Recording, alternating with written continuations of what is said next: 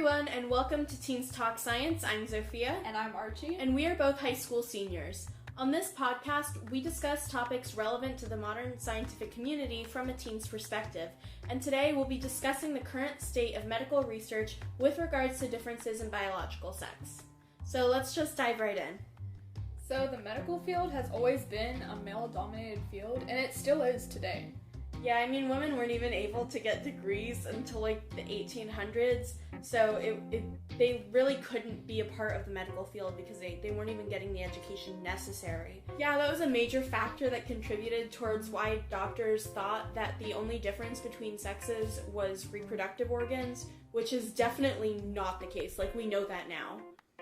Right, and even today, in medical textbooks, the pictures depicted show mainly men and not women. When doctors choose to prescribe certain medications, they have to understand the risks and benefits that go along with prescribing them to either sex, because, like, for example, low-dose aspirin therapy. Right. So when doctors prescribe low-dose aspirin therapy to women, it'll reduce the risk of strokes but not heart attacks, whereas in men, it'll reduce the risk of heart attacks but not strokes.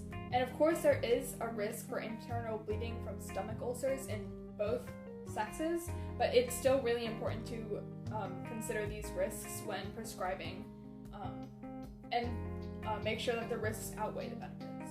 Right, I mean, the treatment of each sex should be different with the different medicines that you're giving them because it can have such a different effect. I mean, chemically, like with the endocrine system, hormonally, each sex is different from the other, so understanding how the different chemicals react in the body is really important. And the fact that we don't have quite as much research as far as like how that affects women is really detrimental to the field of medicine. Right. I mean, the other thing too is that it can also, symptoms of different diseases can also present themselves differently in each sex, like in heart attacks.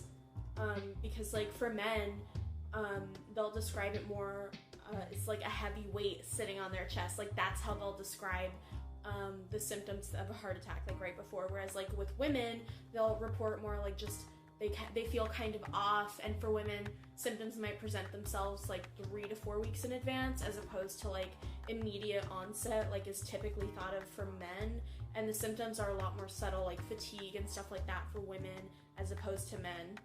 Right, and because they didn't know this, because they didn't study women, women were more likely to get misdiagnosed, and a lot more women could have prevented their heart attacks if the doctors had known about this before, but because they did not know that symptoms present themselves differently in either sex, they weren't taken seriously. Yeah, and I think women not being taken seriously is a huge issue in medicine in general. I mean, you mentioned misdiagnosis of heart attacks, but that's not the only thing that women are misdiagnosed for. Women's pain is not necessarily taken seriously by a lot of doctors because for a long time it was thought of as like, oh, well, women are just more emotional, you know, they're hysterical, the pain is all psychological, it's all in their head. They didn't really attribute it to anything like biologically happening in the body, whereas now that a little bit more research has been done, we know that that's not the case. Yeah, especially in mental health, women were prescribed the rest cure, which was not healthy or effective at all because they just weren't taken seriously. Right, and the rest cure was honestly so damaging, it shouldn't have been prescribed, and it was because people really didn't understand how mental health, well, they didn't understand mental health in general, and then specifically in women because that just wasn't studied.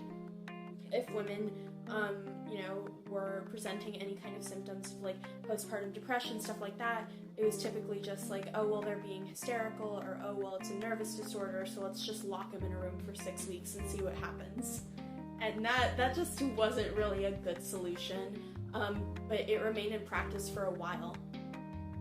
Yeah, women were not the only group excluded. The model for medicine was, a Caucasian male, so anyone not part of that group was not really represented in modern medicine.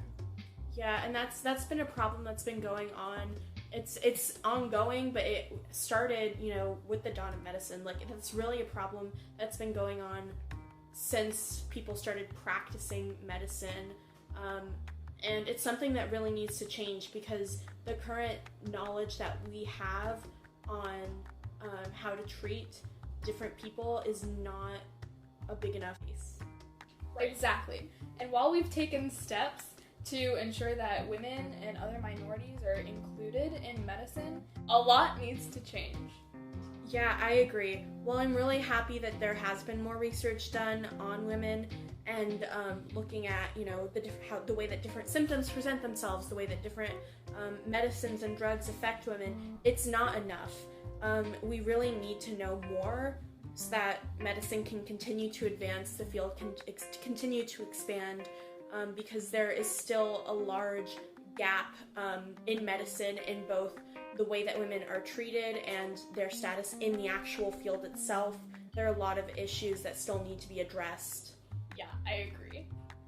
I think we need to work to creating a more inclusive space in medicine. I definitely agree. And on that note, thank you guys so much for listening. I hope you guys enjoyed this discussion, and join us next time on Teens Talk Science. We'll see you there.